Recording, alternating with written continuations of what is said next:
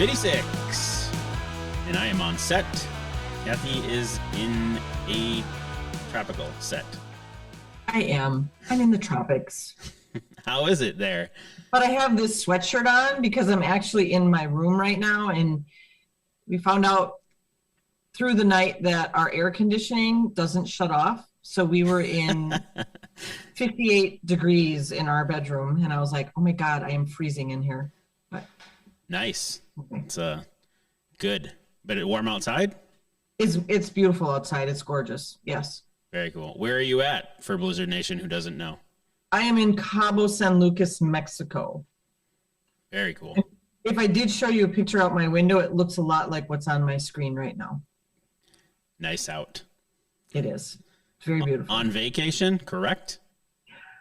I'm working all day, all week. So yes, I'm here. Let's just say I have a beautiful place to work from being remote. How's that?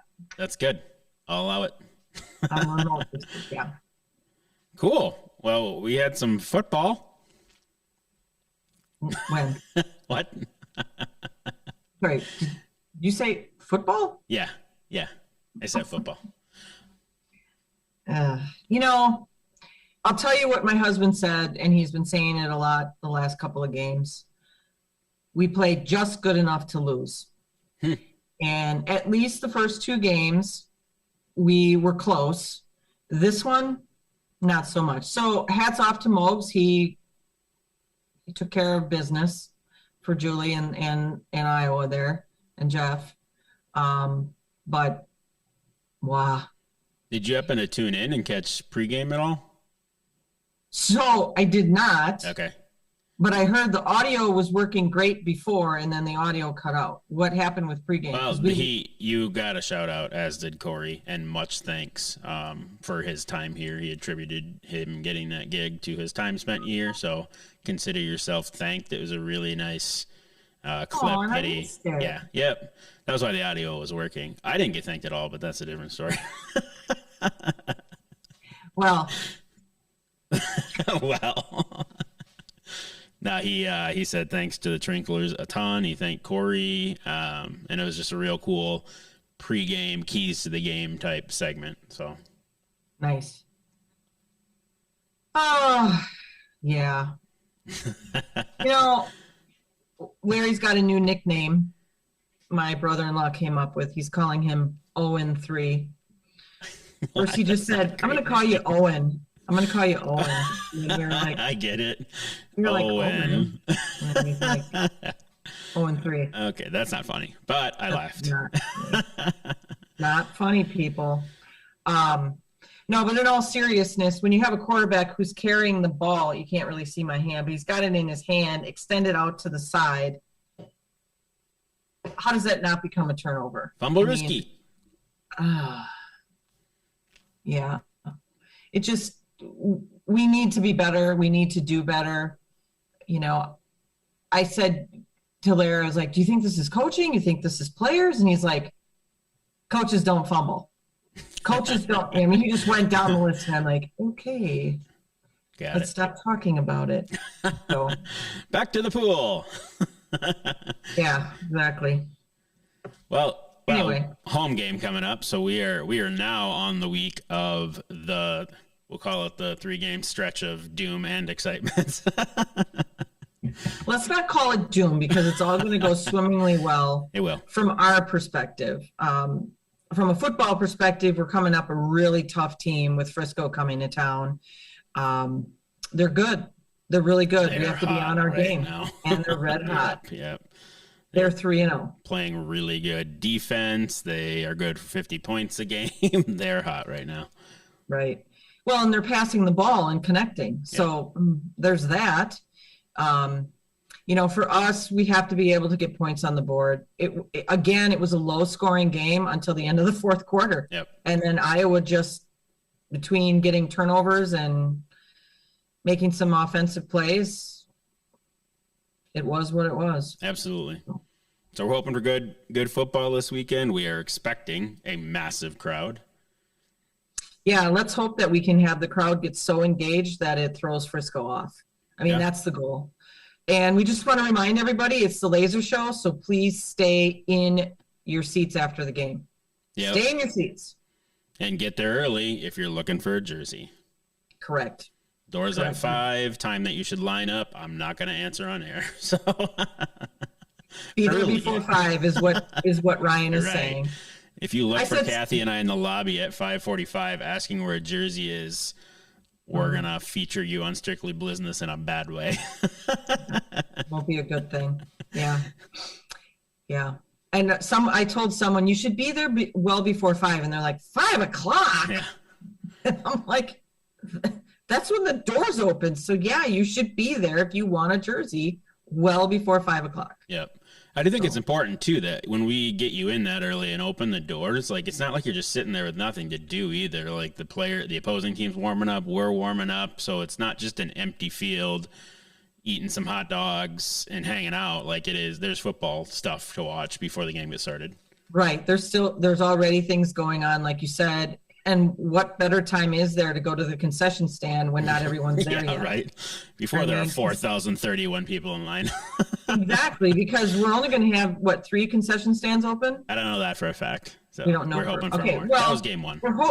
We're hoping for more, but that could be, worst case scenario could be just 3 of them open. So we absolutely want people to, get their beverages and everything, maybe pregame. So yeah. Yep.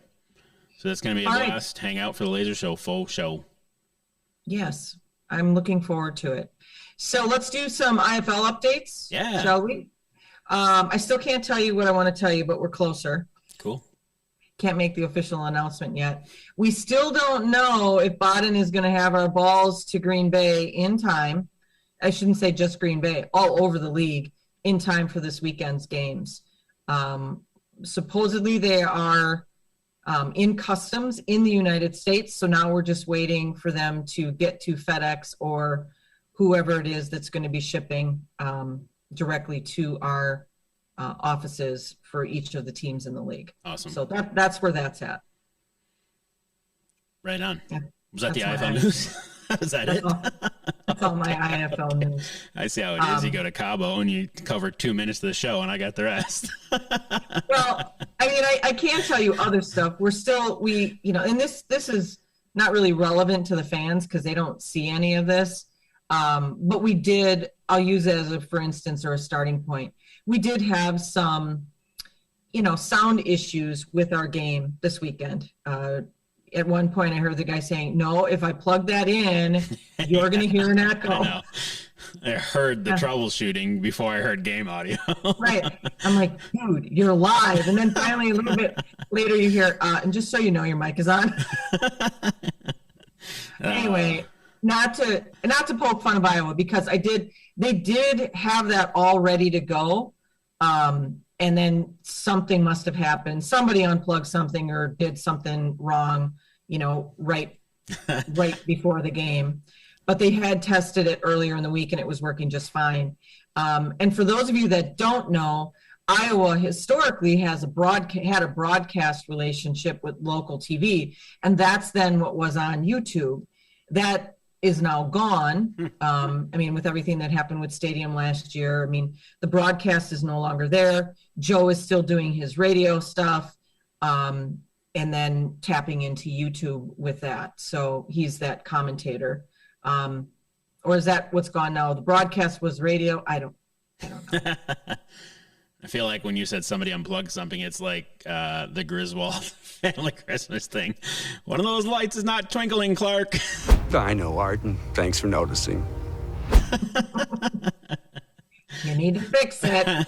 And then it blows the entire neighborhood out. And then it's beautiful. Yeah. So Iowa did have that all set up. Unfortunately for them, there were some nasty comments. Our fans are terrible when it comes to that kind of stuff. I get that you're inconvenienced, but there is nothing worse than being an owner watching something that you've spent all week preparing for not work. Let me tell you, it's not fun. So if you think we were sitting there, enjoying what we were seeing, that was not the case. Right.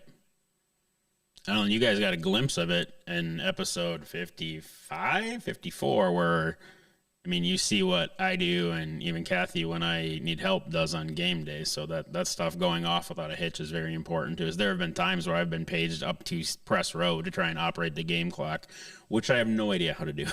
So, but like so keep in mind, you're usually on lighter staffs. I mean, a lot of your staff is dedicated to running promotions on the field or getting fans where they need to go. And the arena is working all that stuff, including trying to provide replay for your refs on the field. So doing stuff for the game is as important as getting all that right on the feed too. So. Right. It's a lot of moving pieces, and I'm not making excuses. They know what did or didn't go wrong. Yeah. It was their home opener. So coming out of COVID and all of the extra hubbubaloo for the season, you know, it's a big day, as we know. Home opener is always a little hectic because you have new people. Even if you have people that have been with you for years, there might be something that has changed with the venue. So there's always something going on. So be patient, people. You know, trying to say, oh, this is, you know, Bush League and way to go, Iowa, and whatever else. I mean, it was unnecessary. Yeah. I did just get an update from Todd, by the way. You will have 2 boxes, or you will have the balls for this game. Okay. All the rest of our balls will be there midweek next week. Okay. So we should have the right balls for the game this weekend. Of course, we want more than just one style of ball because we can sell them. So you can talk to Todd about that. Maybe we'll just play with what we already have prepped and inflated, and I'll sell these 2 boxes. I'm on air saying that. So yeah. So I mean, work with him. He's going to contact you. So you work with him to do what's best. But at this point, it's not so much about what we play with on the field. You're absolutely right. It's about the missed revenue of having those balls available when you have 5,000 fans in the building. Yep. You know, that's a big deal for those fans to get a ball to have signed. If it's their first game, you know, if it's going to be their only game, we want them to have a great, you know, memory to take home with them. Yep. So a ball would have been cool. Yeah. I think fans of the show will be able to get a ball too. I don't know if we ever announced that, but there is a strictly Blizzness ball. Yes. Yep. We'll have it on air hopefully next week, right? Yeah. Well, it probably won't be there in time. Yeah. Yeah. So what am I saying? I have Wonka bars. I have fake money. Everything else is good. Oh, that's good. That's good. So that's all I have, Ryan. Cool. It's going to be a short show. Yep. I know you got other stuff. I appreciate you taking time from the beach. You bet. Blizzard fans, make sure you snag tickets. What are left? I think at the time of the Strictly Blizzness airing, we're probably 100 to 150 tickets left in Snowdrift, which is still a kids-free friendly zone for the promotion for the night. Frostbite, barring a miracle on the last school number checks, is toast. Like, it's gone. So yeah, you can sit Avalanche. Yeah. There's no front row left, so Avalanche is row 2 through 5. That is not a kids special zone though, but that is a great seat to catch the game. So yeah, and it's going to really be the only option for people if they do walk up. If that, I mean, they might not even have that opportunity. Yeah. Yep. It's awesome. It's really cool though. So it looks like feeling. The weather will be friendly enough that it's not going to cost us people doing stuff outside, but it will be not nasty to line up for a youth jersey outdoors. So yeah, that's fantastic. I hear it hasn't been that nice there. No, like it. Yeah. I literally played catch with Nora in the front yard yesterday, softball, because she's playing softball now, and then today it snowed again. Like, what the heck? So. Well, Kate was saying it snows in the morning, and then by mid-afternoon, it's like 50 degrees. Yep. It's like, oh, welcome to Wisconsin. It really is weird. Worst things have happened to us with snow in April, though, before, so.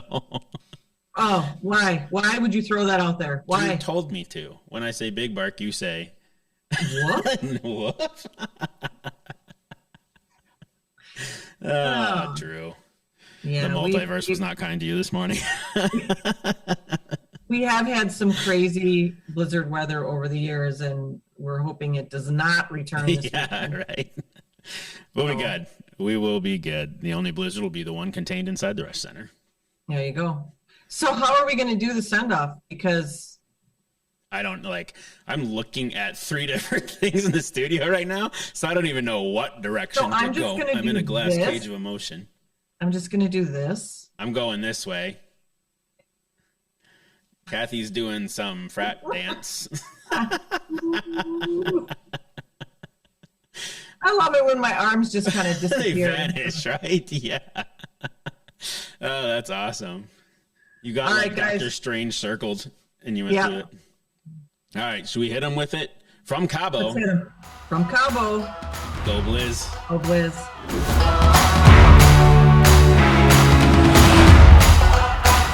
Don't forget to like, follow, subscribe, share, and ring that notification bell to get all of our content in your inbox.